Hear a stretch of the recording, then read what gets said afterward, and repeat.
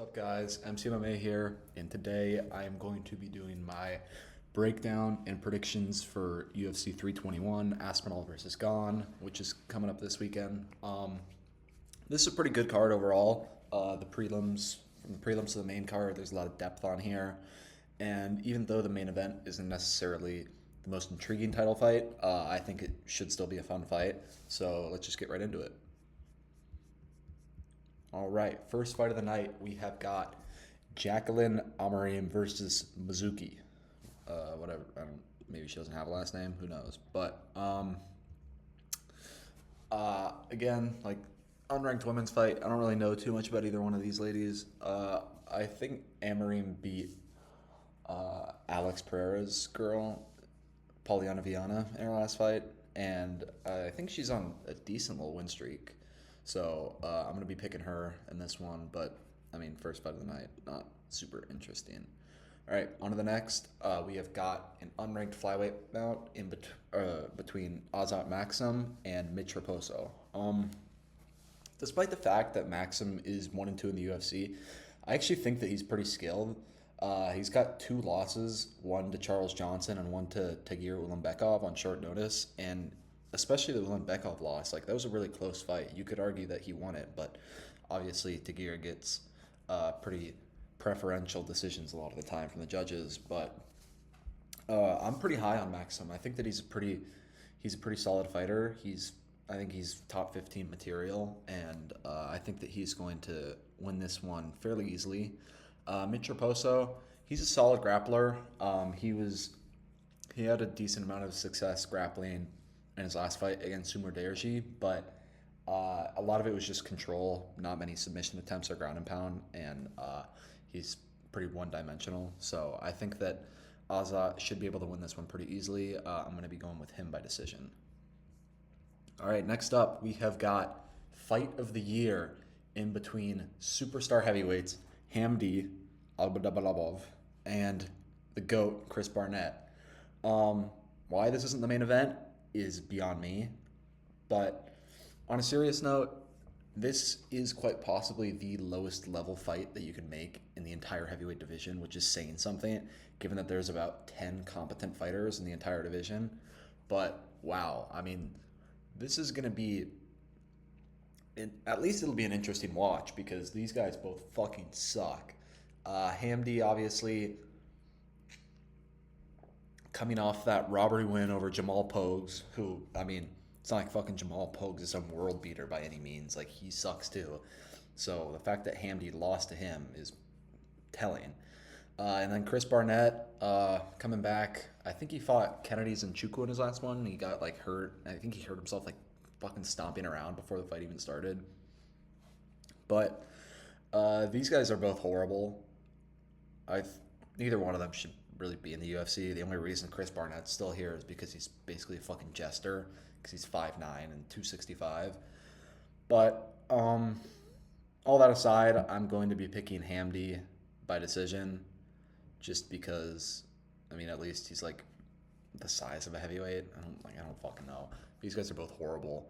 I mean, it could be an entertaining fight just because of how low level it is, but I mean, this should not be a UFC fight, like, period. All right, next up, we have what is actually a super interesting fight in the unranked kind of pool of featherweights. We've got Nathaniel Wood versus Jose Delgado. Wood is a guy who probably deserves a shot at the top 15. He's very skilled, as we saw in his last win over Morgan Charrier. The one knock on him is he does get a lot of decisions, and his finishing instincts are horrid.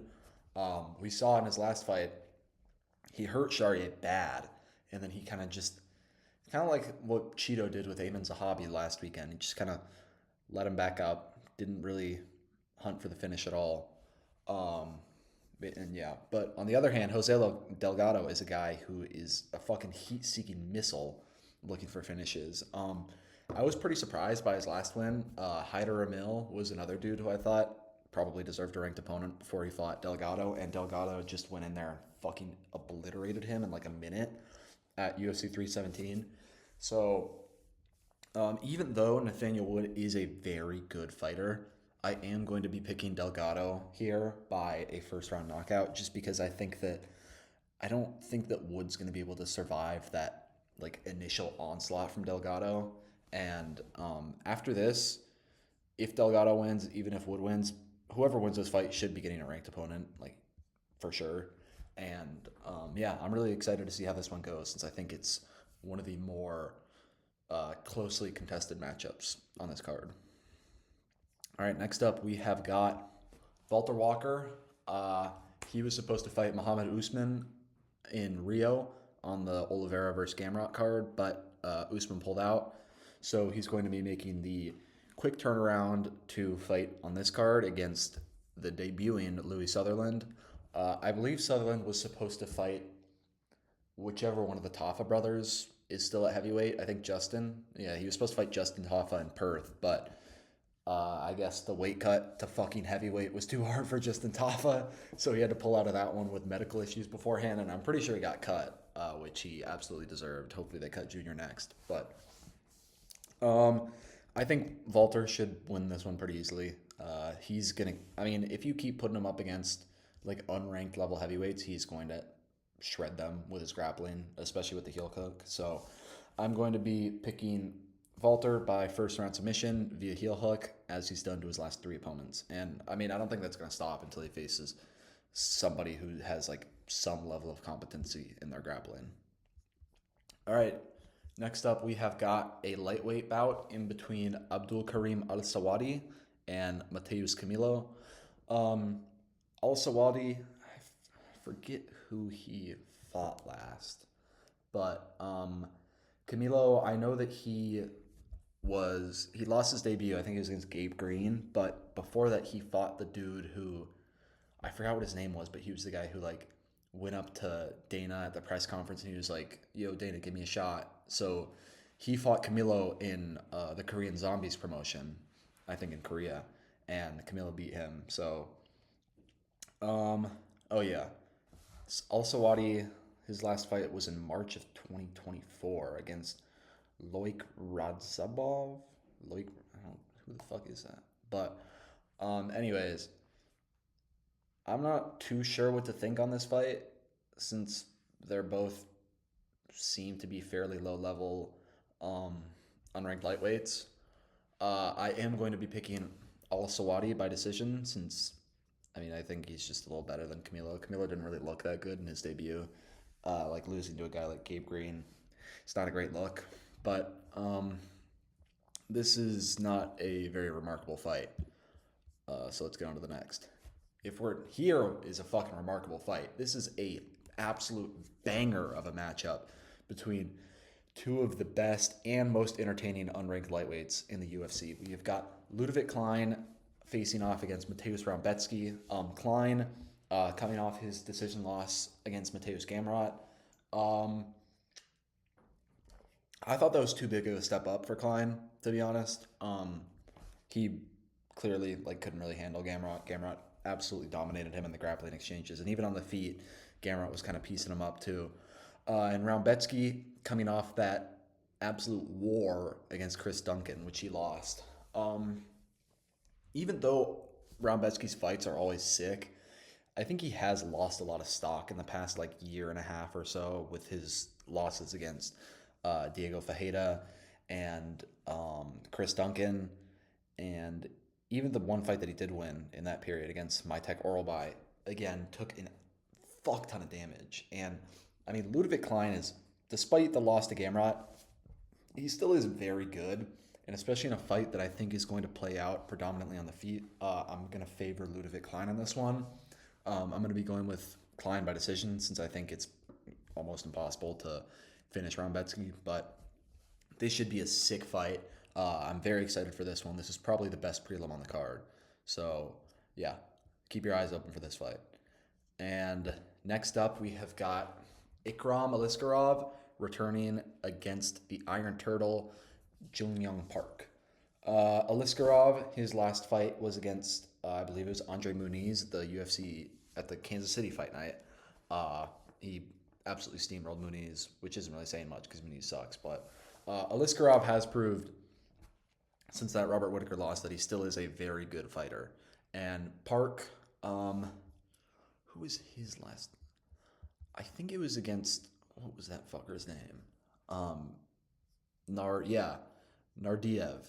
Yeah, that was a super weird fight. I think Nardiev like fouled the shit out of him at one point, and it like let me see what the scorecards were on this one. But never mind.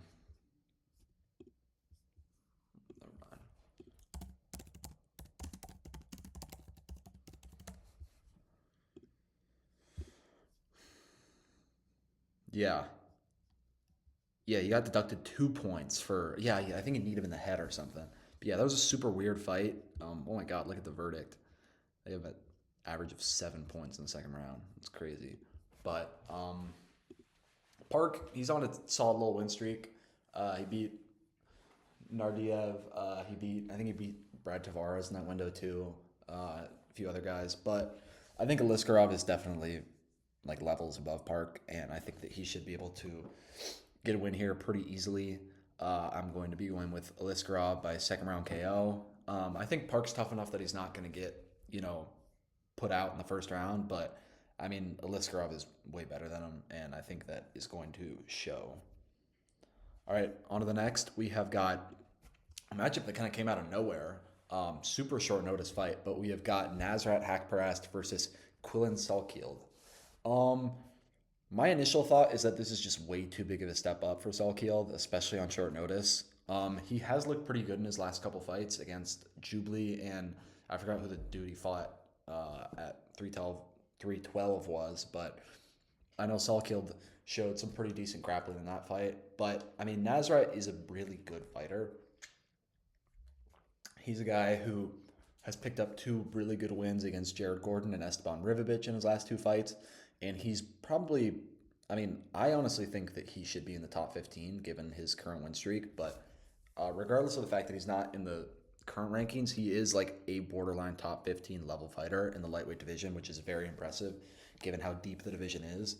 And I think with the holes that Salkield has shown in his last couple fights, he hasn't looked like a world beater or anything, and that's against pretty low level competition.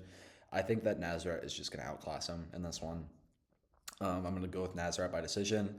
I could easily see this being a 30-27, maybe a 29-28, but I don't think it's going to be particularly competitive. All right, first fight of the main card, we have got a very interesting matchup between Alexander Rakic and Azamat Murzakanov. As some of you may know, I'm very high on Azamat. I had him in my most underrated fighters in the UFC video. He was my pick for the light heavyweight division, and I think that he is a pretty close to championship level fighter. That being said, this is a very tough matchup for him. We know that Azamat is a very small, or he's not a small light heavyweight, but he's short and he doesn't have great reach. And Rakic is huge. Like Rakic has like a let me see, what is it? Yeah, he's got a 78-inch reach. He's 6'4", 5-inch differential in the leg reach too. So I could see Murzakanov struggling to kind of hit to get in there with Rakic, but Rakic is a guy who doesn't have a ton of pop. Like he's got decent pop, but I don't think that he's really going to be able to consistently keep Azamat off of him. And I think that Azamat's just going to find the knockout as he has been doing in his last few fights. He's got a ton of power and he's also a pretty technical striker. So I think he's just going to find a way to get in there, and I think he's going to put Rakic out. So my official prediction is Murzakanov by knockout. All right, second fight on the main card, we have got a title eliminator in the heavyweight division between Alexander Volkov and Jailton Almeida. Volkov got fucking screwed with this fight.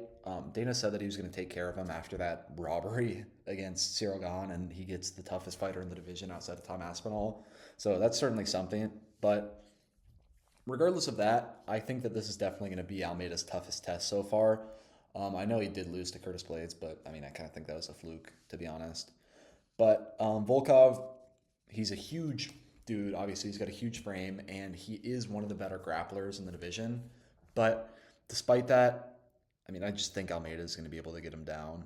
He has been able to take down every single opponent he has fought so far in the heavyweight division with like ease for the most part.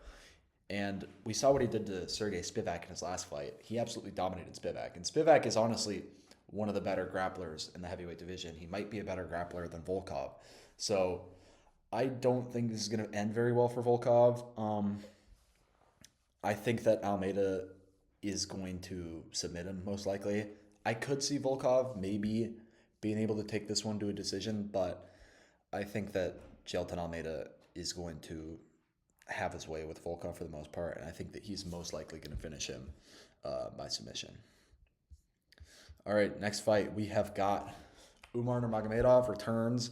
His first fight since his title challenge against Merab Dvalishvili at the start of the year, and he is taking on Mario Bautista. I don't think this one's going to be really close, to be honest. I'm not a fan of Umar by any means. I think he's kind of whiny. I think he's entitled. I think that he thinks that the UFC has to basically give him whatever he wants. But you can't deny how good of a fighter he is. I mean, this dude is super elite. Like, he took 2 rounds off of Merab. He was by far the most competitive we've ever seen somebody be against Merab by a pretty wide margin. And, I mean, we saw what he did to Corey Sandhagen, who is better than Mario Bautista. He just completely outclassed him over 5 rounds. And I don't think that Bautista's really got much of a chance here. I honestly think Umar is better than him everywhere. I think Umar's a better striker. He's definitely a better grappler. And I hope that Umar will see this as an opportunity to really kind of make a statement for himself, to show how far ahead he is of these other bantamweights. But I also could see him coasting to a decision. But regardless of that, I think Umar is going to win this fight pretty easily. I think it's going to be via decision because I don't see him taking a ton of risks in this fight. And unfortunately, he is probably going to get another title shot after this win, even though beating number 8 Mario Bautista should not earn you another title shot, especially when you only have one other ranked win. But we know how it goes with Umar because of his last name. He's going to get what he wants. And I think he's going to win this fight pretty easily. All right. First title fight of the night, we have got Virna Jandiroba versus Mackenzie Dern for the vacant women's strawweight title. As many of you may know, Zhang Weili is going to be moving up to challenge Valentina Shevchenko at UFC 322, and that leaves this as our matchup. I'm not particularly familiar with either one of these fighters. I know Jandiroba's been kind of mowing through everybody. I know she just shut down Yan Xiaonan at I think it was UFC 314, just shut her down completely. And Dern is coming off, I believe, it was the submission win over Amanda Lemos. I think that was the first card of the year, actually. But I know a lot of people have been saying they're going to pick Dern, and I know Dern beat Jandiroba when they first fought, but that was also like 6 years ago, and I think that Jandiroba is just better than her. I think this is going to be a pretty boring fight. I think Jandiroba is just gonna she's definitely a better striker, so she should be able to kind of outpoint her on the feet, and even if it gets to the ground. I know Dern's got good jiu-jitsu, and she's a pretty decent submission threat, but Jandiroba's also got pretty good control, so I think that she's going to be able to just kind of work her way to a decision by outpointing Dern or controlling her on the ground. Either way, I don't see this fight being particularly entertaining, and I think that the strawweight division has lost a lot of its appeal with Weili moving up to flyweight. All right, last but not least, we have got the main event of the evening. We've got Tom Aspinall's first official title defense coming against Cyril Gane. Just to get this out the way, it should be Volkov fighting for the belt. Gane did not win that last fight against Volkov. That was a pretty clear 29-28 for Volkov. But regardless of that, I don't think it would make much of a difference since I think that Aspinall is going to steamroll Cyril Gane.